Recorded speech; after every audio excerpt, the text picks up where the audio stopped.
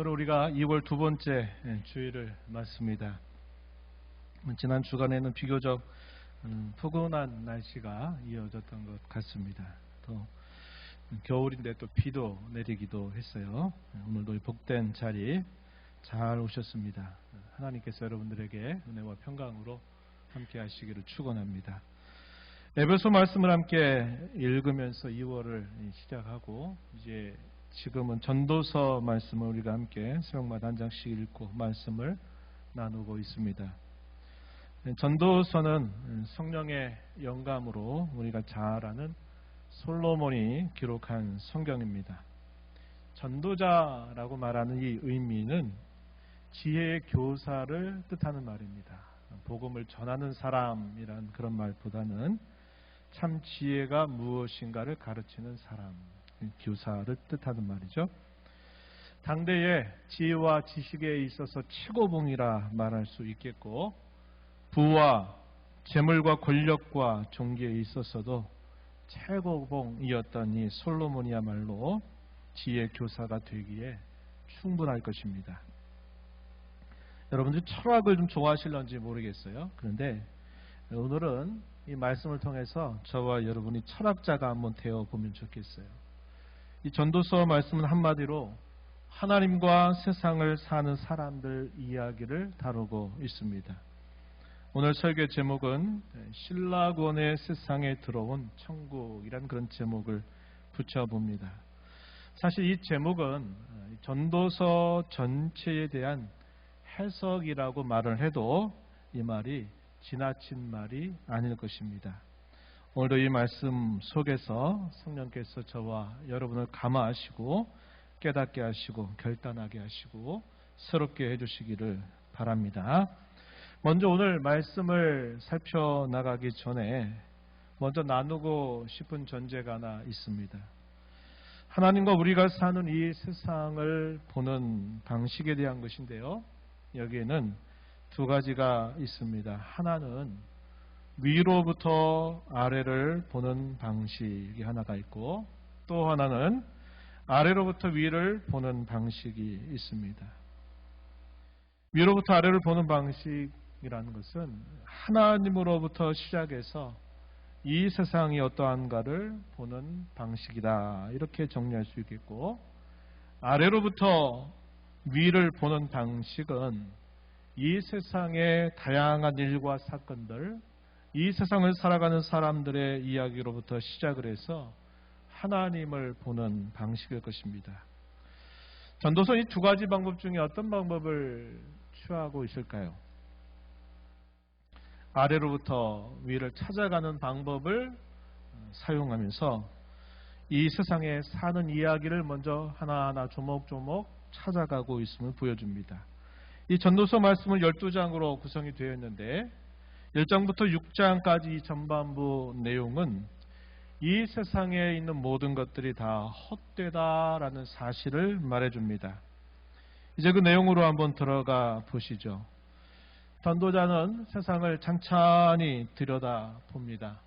들여다본 세상을 네 가지 정도로 정리해 볼 수 있을 것 같아요. 첫 번째는 전도자는 이 세상은 끊임없는 순환이 계속되고 그 안에 살아가는 사람들은 인생 무상임을 깨우쳐 주고 있습니다. 전도서 1장으로 한번 가셔가지고 전도서 1장 4절 하반절부터 7절에 있는 말씀을 한번 눈으로 한번 보시겠어요? 이렇게 말합니다. 땅은 영원히 있도다. 해는 뜨고 해는 지되 그 떴던 곳으로 빨리 돌아간다. 바람은 남으로 불다가 북으로 돌아가며 이리 돌며 저리 돌아 바람은 그 불던 곳으로 돌아간다.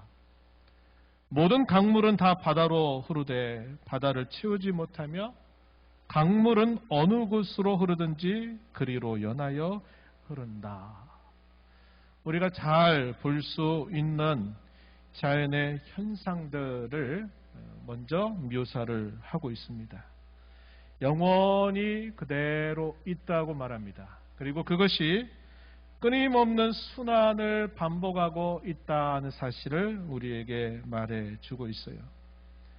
반면에 그 안에 살아가는 사람에 대해서는 뭐라고 말하느냐면 전도서 1장 4절 앞부분 상반절 말씀에 이렇게 말하죠. 한 세대는 가고 한 세대는 온다. 이렇게 말합니다. 세대가 계속 변화를 거듭한다는 거죠. 한번 태어나서 살아가는 사람은 어느 때가 되면 그 사람들은 떠나가고 또 새로운 사람들이 일어나서 새로운 세대를 이루고 그 사람들도 언젠가 또 떠나게 되고 세대가 세대를 거듭하는 일들이 계속되고 있다 하는 겁니다. 이게 뭘 말할까요? 사람이 태어나서 많은 변화의 순간들을 겪고 마침내 다시 떠나가게 되고 또 다른 세대가 태어나서 또 한평생을 살면서 많은 일들을 또 경험하다가 또 떠나가게 되는 이 일들이 계속 거듭되고 있다는 사실을 말해주고 있습니다. 이 자연과 세상의 만사는 끊임없는 순환을 반복하고 있지만 사람들은 인생의 무상을 경험하면서 짧은 세월을 살다가 떠나간다. 이렇게 말해주고 있습니다. 두 번째로 이 세상에 대해서 이 전도자는 우리에게 뭘 말해주느냐. 사람이 태어나 겪는 모든 일과 사건, 그것을 통해서 얻는 다양한 감정과 느낌이 우리가 도무지 통제할 수 없다. 우리가 원하고 우리가 생각하는 대로, 우리가 바라는 대로 되지 않는다 하는 것을 알려주고 있습니다. 한마디로 우리가 살고 있는 이 세상은 통제 밖에 있는 세상이라는 것을 우리에게 잘 알려주고 있다는 것입니다. 우리가 오늘 읽었던 본문 조금 앞부분 전도서 3장 2절로부터 8절 말씀을 우리가 보면요. 거기에는 14가지가 되는 때와 시기에 대하여 말해주고 있습니다. 여러분들이 한번 확인해 보세요. 2절부터 8절의 내용을 뭐 할 때가 있고 뭐 할 때가 있다는 사실들, 그것을 하나하나 이렇게 표시하면서 읽어보면 14가지의 시와 때에 대한 소개가 등장하는데요. 먼저 2절 말씀을 보면은 이렇게 말합니다. 날 때가 있고 죽을 때가 있다. 이렇게 말합니다. 사람이 태어나는가 싶으면은 언젠가 떠나갈 때가 있다는 사실을 이야기해요. 그리고 두 번째 이어지는 말씀 보세요. 심을 때가 있고 심은 것을 뽑을 때가 있다. 이렇게 말합니다. 죽일 때가 있는가 하면 치료할 때가 있고 헐 때가 있는가 싶으면 세울 때가 있다. 이렇게 말합니다. 3절까지 이렇게 서로 반대가 되는 이런 표현들을 쭉 이야기하죠. 4절에 가서 보시면은 이렇게 말합니다. 울 때가 있고 웃을 때가 있고 슬퍼할 때가 있고 춤출 때가 있다. 이 4절에서 여기서 우리가 확인하는 표현은 어떤 말입니까?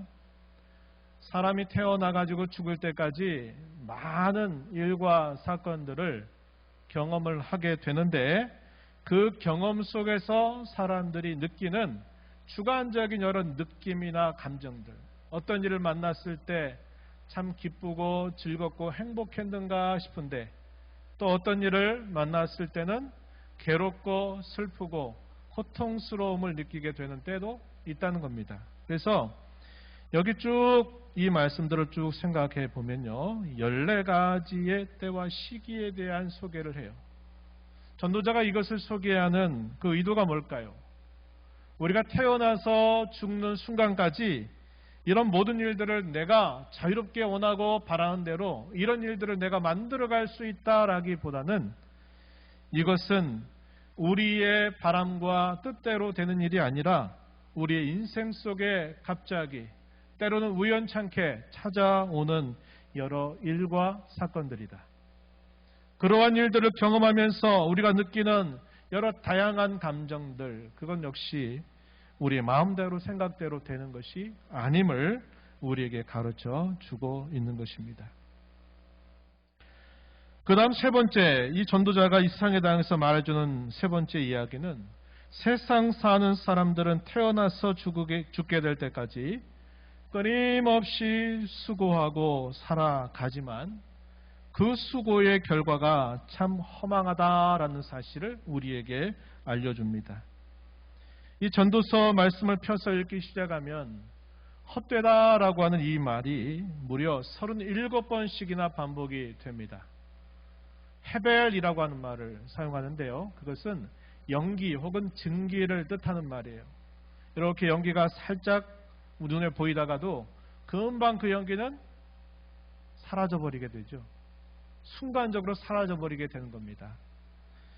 전도자가 계속 이 세상 사는 이야기를 하면서 헛되고 헛되다라고 말하는 이 말의 의미를 그는 여러 차례나 반복적으로 설명해 주고 있는 거예요.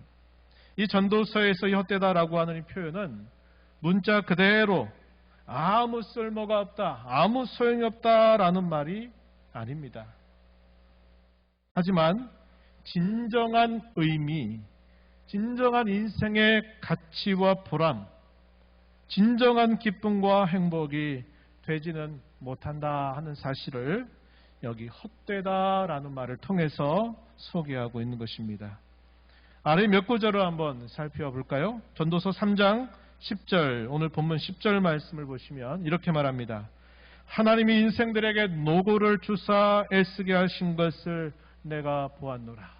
사람이 태어나서 죽게 될 때까지 우리가 통제할 수 없는 수많은 일들을 만나고 겪고 하면서 그 가운데서 애를 쓰고 노력을 하고 하는 삶을 살아간다 하는 것을 말해주고 있는 것이죠.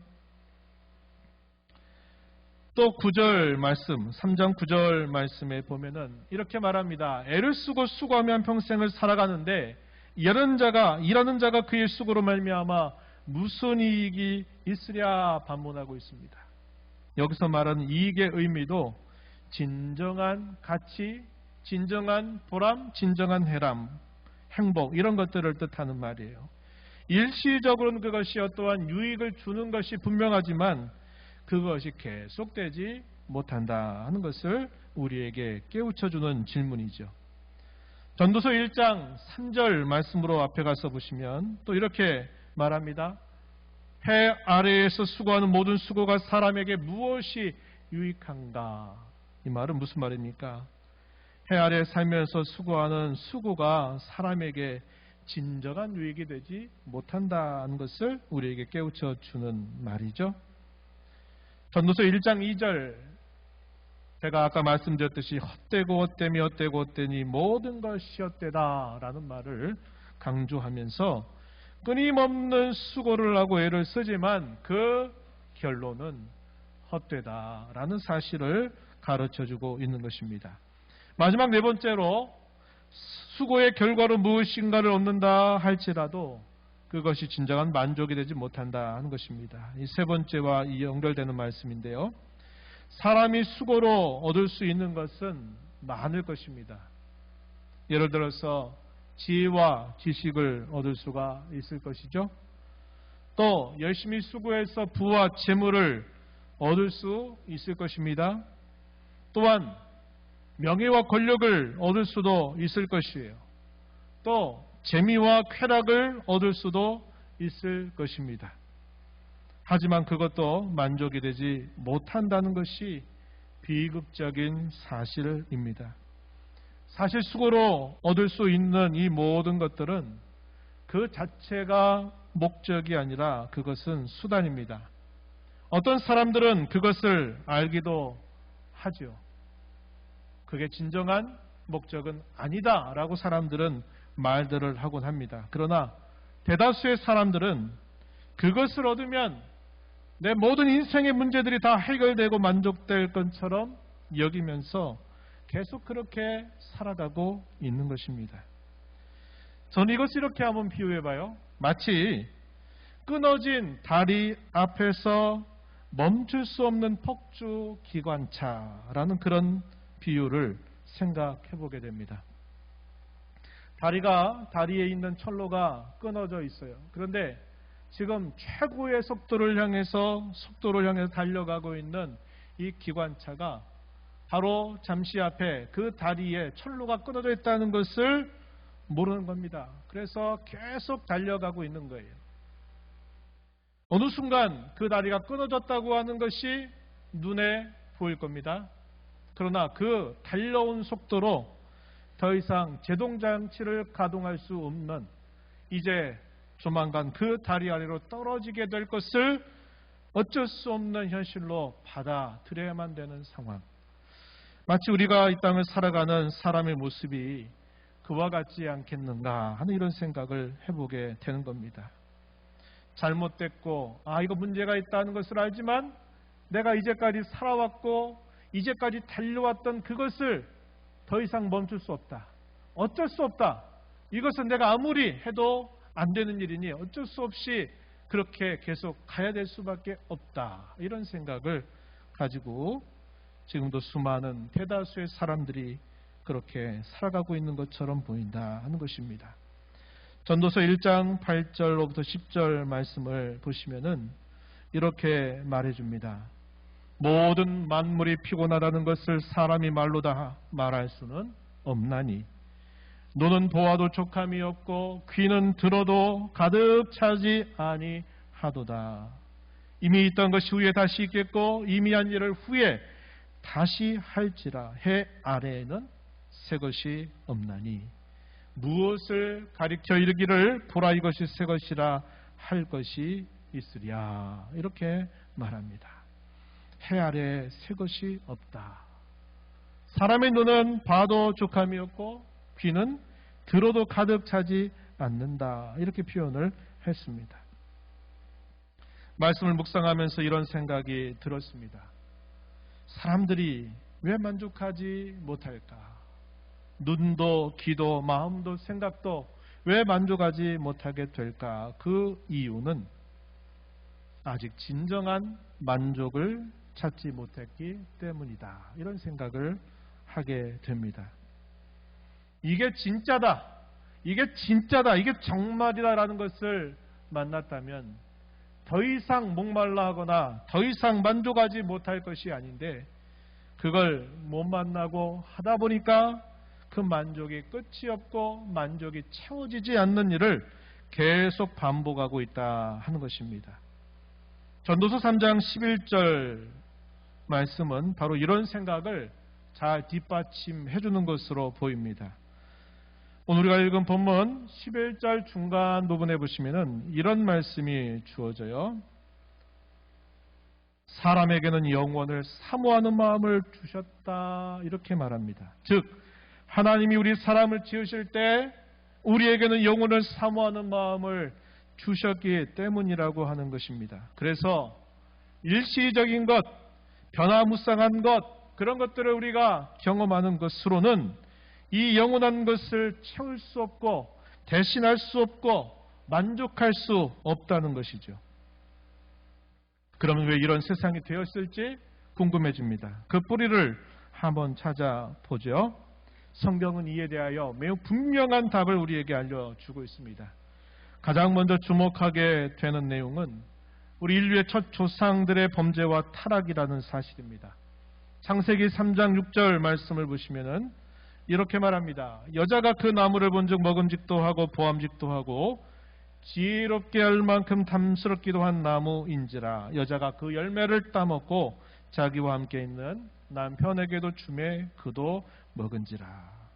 우리가 잘 아는 선악을 알게 하는 나무의 과실을 따먹었던 그 하나의 사건이 인류에 들어온 첫 번째 범죄 사건이 되고 그 첫 번째 범죄 사건이 사람을 본래 지음받았던 존귀한 자리로부터 떨어지게 만드는, 타락하게 만드는 이유가 됐다고 성경은 우리에게 말해주고 있는 것입니다.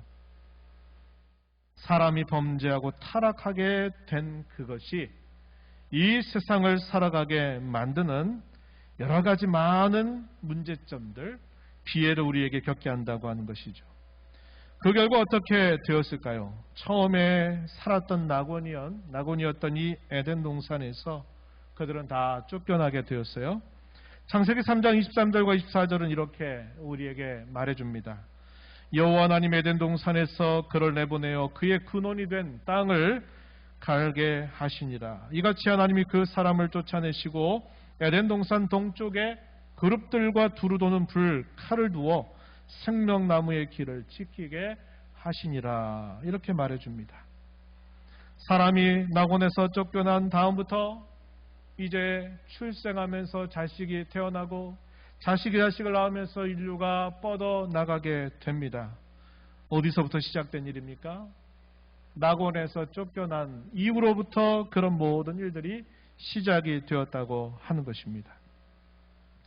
시간이 흘러갔습니다. 그리고 노아의 홍수가 있게 된 다음에는 그 낙원의 흔적이 다 사라지고 말아 버렸습니다. 오늘 성경학자들은 아마도 에덴 동산의 위치가 여기쯤 되지 않겠나 해가지고 지도에서 계속 그곳을 추정해 봐요. 네 강의 근원이 흐르는 곳 어딘가 있었을 텐데 아마 여기쯤 되지 않는가. 아무리 찾아봐도 그 에덴 동산은 더 이상 발견되지 않는 겁니다. 밀턴이라고 한 사람은 신락원이라고 하는 책을 썼어요. 낙원을 잃어버렸다, 상실했다고 하는 걸 말합니다. 거기서부터 인류의 모든 비참과 비극이 시작되었다는 것을 우리에게 알려주고 있는 것이죠. 신락원의 세상이 시작된 것입니다. 죄와 부패로 하나님으로부터 멀어진 사람들이 사는 이 세상의 모습은 그때부터 오늘 지금까지도 계속되고 있는 것입니다. 전도자는 바로 그러한 세상을 찬찬히 들여다보면서 이 세상이 이렇다라는 사실을 말해 온 것이에요. 저는 4가지 정도로 여러분들과 함께 나누었던 것입니다. 하지만 그것이 끝이 아닙니다. 여전히 신락원의 세상을 주관하고 이끌어 가시는 하나님이 살아 계십니다.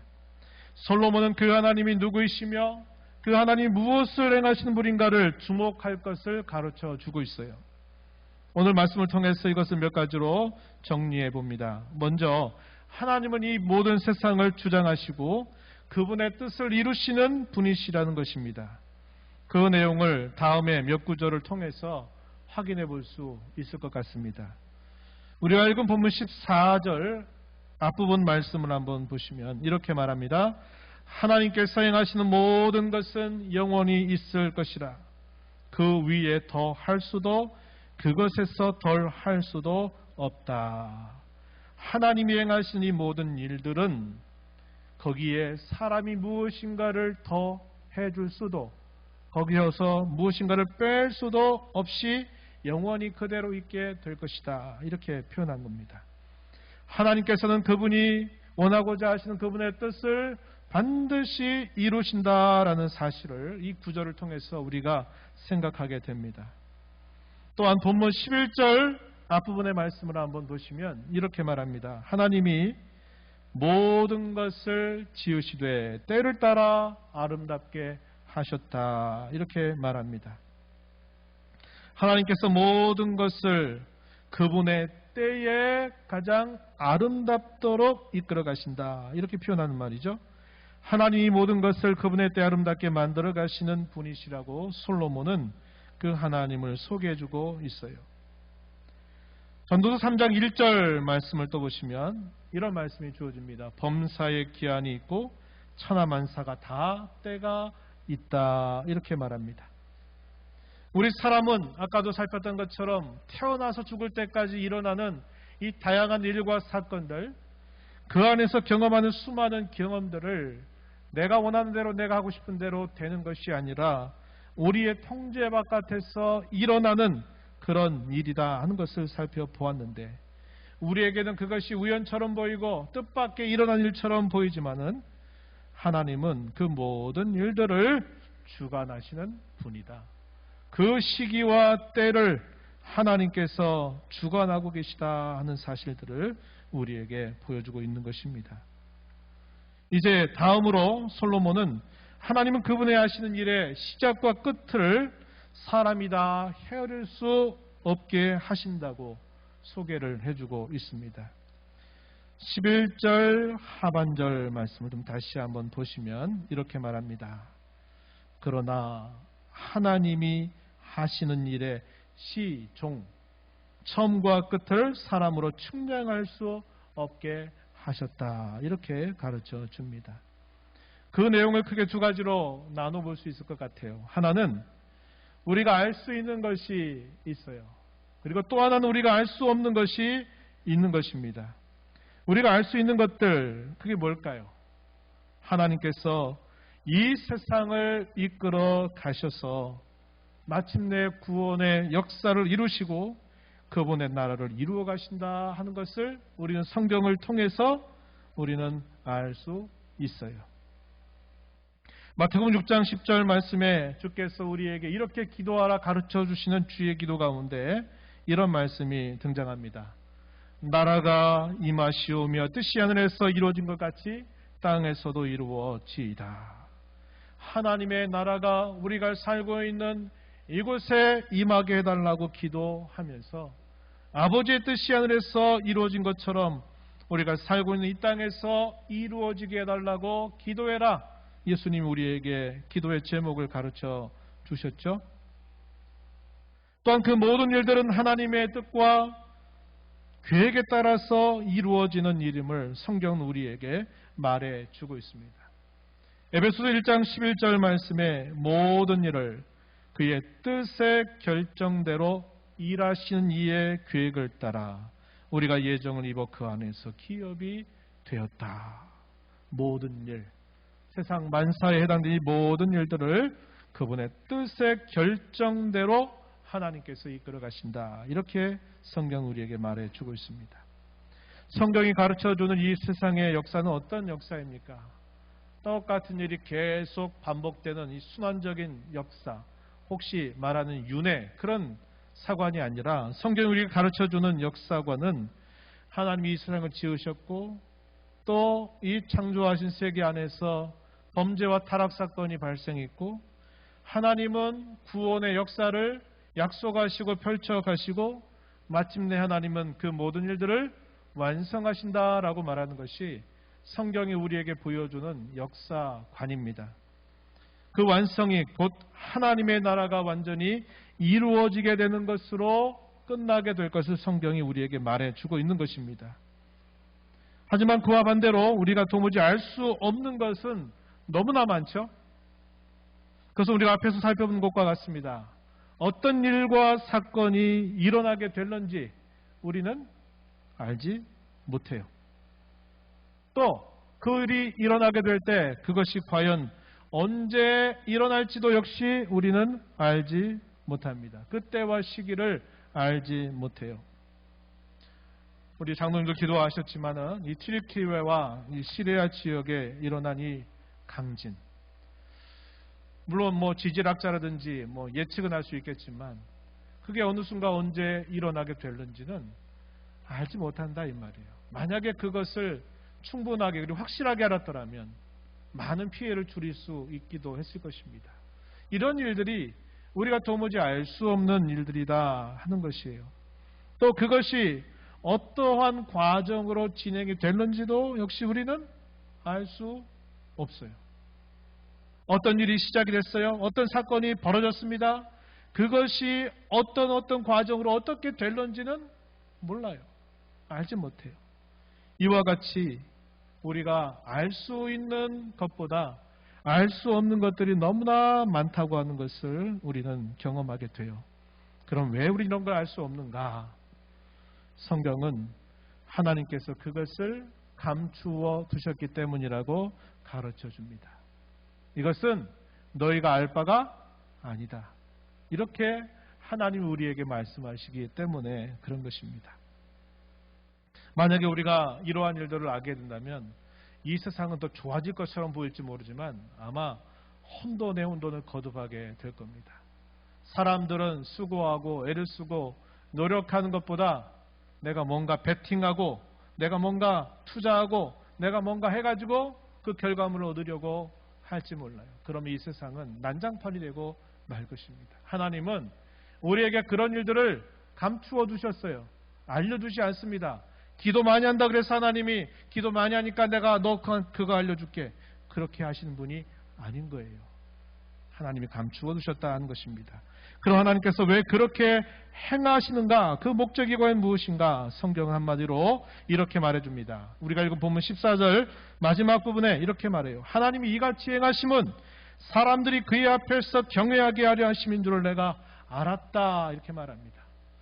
솔로몬 자신이 알았다 이런 표현을 여러 번 우리가 읽은 본문 속에서 반복적으로 표현하죠. 무슨 말입니까? 자기도 처음엔 그럴 줄 몰랐다는 거예요. 근데 궁구하고 탐구하고 살펴보고 하니까 하나님께서 이렇게 하시는 것을 내가 찾아냈다, 발견했다, 깨닫게 되었다라는 말을 표현하고 있는 것입니다. 하나님을 경외하는 것이 우리에게 중요한 것이다. 그 목적을 위하여 하나님은 우리에게 감추어 두시면서 하나님을 경외하라고 가르쳐주고 있다고 하는 거예요. 이제 오늘 우리가 받은 이 교훈을 가지고 세 가지 적용점을 제시해보고자 합니다. 첫 번째는 세상의 만사를 주관하신 하나님이 우리 아빠가 되어주신다고 하는 사실에 늘 감사하며 살아가자고 하는 것입니다. 헬러 말로 아빠라는 말, 아빠, 아버지여 할 수만 있거든 이 잔을 내게서 옮기시옵소서. 그러나 나의 원대로 마옵시고 아버지의 원대로 하시옵소서. 예수님의 겟세마네 동산에서 하나님을 성부 하나님 뭐라고 부릅니까? 아빠, 아버지요 이렇게 불렀어요. 우리말의 아빠라는 말과 뜻이 너무나 흡사합니다. 하나님과 매우 친밀하고 가까운 관계를 나타낼 때 이 아빠란 말을 사용하고 있어요. 하나님께서 저와 여러분을 사랑하셔서 구원하여 그분의 자녀가 되게 하셨습니다. 우리가 짧고 변화무쌍한 인생을 살면서 하나님을 아는 것, 하나님을 믿고 그분을 섬기는 것, 하루하루를 살아가는 그것은 모든 가치와 보람, 모든 행복의 시작이며 전부임을 잊지 마십시다. 어거스틴 그의 고백록에서 이렇게 말합니다. 주님 안에 있기 전까지는 나는 결코 안식할 수 없었고 나는 결코 만족할 수 없었다고 그는 고백합니다. 시편에서 우리 신앙의 선배들은 우리의 삶을 끊임없이 돌보아 주시는 하나님, 이 사실들을 분명하게 고백하고 말해주고 있다는 겁니다. 먼저 시편 16편 2절 말씀에 이렇게 말합니다. 내가 여호와께 아뢰되 주는 나의 주님이시오니 주밖에는 나의 복이 없다 하였나이다. 이렇게 말합니다. 또한 73편 25절 26절 아주 유명한 말씀 우리에게 소개해 주는데 이렇게 말합니다. 하늘에서는 주의 내게 누가 내게 있으리요 땅에서는 주밖에 나의 사모할 리 없나이다. 내 육체와 마음은 쇠약하나 하나님은 내 마음의 반석이시요 영원한 분기시시라. 이렇게 고백하고 있습니다. 그 하나님, 우리를 그렇게 구원하신 그 하늘 아버지께서 저와 여러분의 삶을 끊임없이 돌보아 주셔서 모든 것을 합력하여 선을 이루어 주신다. 성경은 약속하고 있습니다. 이 같은 사람처럼 복된 사람은 없어요. 이와 같은 사람의 복된 인생은 결코 없다는 것을 우리는 발견하게 되는 것입니다. 두 번째는 우리의 아빠이신 하나님만을 경외하며 삶을 살아가자고 하는 것입니다. 어떻게요? 하나님께 맡길 것은 그분께 맡겨드리는 것으로, 우리에게 하라고 말씀하시는 것에 대해서는 힘써 살아가는 것으로 하나님을 경외하자고 하는 것입니다. 무엇을 맡겨드려야 될까요? 일과 사건, 시기와 때에 대한 모든 불안과 염려는 다 주님께 맡겨드리십시다. 베드로전서 5장 7절 말씀에 이렇게 말합니다. 너희 염려를 다 주께 맡기라. 이는 그가 너희를 돌보심이라. 이렇게 말하고, 또 우리가 이런 염려와 근심이 있게 될 때 우리에게 주신 놀라운 특권이 있어요. 그게 뭡니까? 기도하는 것입니다. 빌립보서 4장 6절과 7절 말씀에 아무것도 염려하지 말고 다만 모든 일에 기도와 간구로 너희 구할 것을 감사함으로 하나님께 아뢰라. 그리하면 모든 지각에 뛰어난 하나님의 평강이 너희의 마음과 생각을 지켜 주실 것이다. 이렇게 말합니다. 먹고 사는 문제, 입고 사는 문제, 그것도 하나님께 맡겨 드리십시다. 마태복음 6장 25절 산상수훈에서 예수님이 이렇게 말합니다. 그러므로 내가 너희에게 이른다. 무엇을 먹을까, 무엇을 마실까, 무엇을 입을까 하지 말라. 이는 다 이방인들이 구하는 것이다. 이렇게 말씀을 하십니다. 마태복음 6장 25절 또 31절로부터 쭉 이어지는 마지막 절 말씀에서 예수님은 먹고 마시고 입는 것을 추구하고 구하는 것은 이방인들의 삶의 초점이다. 너희 하나님의 사람들은 그렇게 하지 말아라. 내일 일을 미리 가져와서 염려하지 말아라. 한날의 괴로움은 그날로 족하게 여겨라. 이렇게 말씀을 하십니다. 이것을 맡겨 드리는 것이 하나님을 경외하는 것이에요. 이거 내 문제, 내가 다 끌어안고 내가 끌어안고 가는 문제가 아니라 이것은 하나님께 맡겨 드릴 문제다. 성경은 가르쳐 줍니다. 그러면 하나님께서 우리에게 하라고 알려주신 게 뭘까요? 그것은 한마디로 천국을 꿈꾸며 천국을 오늘도 내일도 살아가는 것임을 말해주고 있습니다. 하나님의 나라가 저와 여러분이 살아가는 삶의 현장에서 임하도록 힘쓰고 그 나라 살아가기를 하루하루 힘써가는 삶을 살라고 우리를 가르쳐 줍니다. 그의 나라를 위해서 수고하고 기뻐하고 선행하며 살아갈 것을 우리에게 말씀해 주고 있다 하는 것입니다. 우리가 잃어버린 노동과 이 수고의 가치는 우리가 하나님의 나라를 구하고 찾고 살아가는 그곳에서 다시 찾게 될 것이고 발견할 수 있게 될 것이고 누리게 될 것입니다. 오늘 말씀드렸습니다. 오늘 우리는 삶의 의미와 목적을 잃고 방황하는 이 세상 속에서 여전히 하나님의 구원의 역사가 펼쳐지고 있음을 함께 살펴보았습니다. 하나님의 나라가 임하고 있다는 사실을 우리는 함께 알았습니다. 하나님 나라에 속한 자로 오늘을 살며 그 하나님의 나라가 임하기를 사모하며 그 나라를 위해서 수고와 땀과 헌신의 삶을 살아가는 복된 저와 여러분의 삶이 되기를 축원합니다. 하나님 아버지 감사합니다. 오늘도 저희들을 불러주셔서 목적과 길과 방향을 잃어버린 이 세상의 한복판에서 하나님이 저희들을 찾아오셔서 저희들을 구원하시고 저희들의 아빠 아버지가 되셔서 저희 인생의 모든 것들을 돌봐주시는 하나님이 되어 주셔서 감사합니다. 이 땅에서 임하게 된 주의 나라를 살아가는 주의 자녀들로 주님의 나라를 위하여 기뻐하고 수고하고 또 저희들이 그 안에서 보람을 누리며 살아가는 복된 삶이 되도록 저희들을 인도하여 주옵소서.